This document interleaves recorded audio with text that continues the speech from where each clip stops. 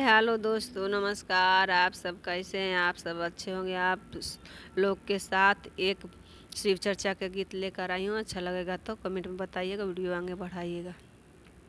जब से पेन्हनी शिव गुरु के कंगनवा हो, सासू मारेली में हनावा।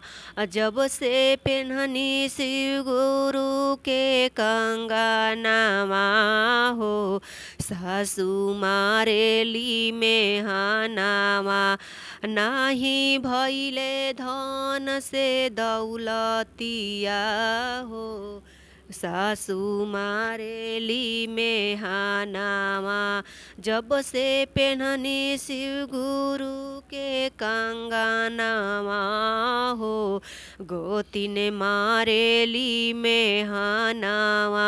नाही भइले गोदिया में लालानावा हो, गोतिन मारेली में हनावा।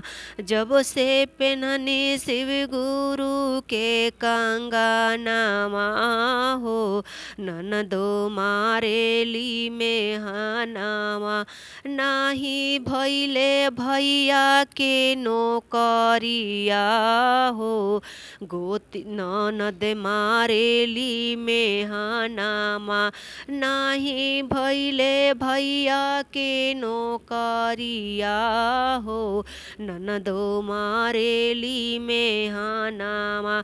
एतना बचन शिव गुरु सुनहि न पवल, देई दिहल धन से दौलतिया हो, सासू मारेली में हनावा।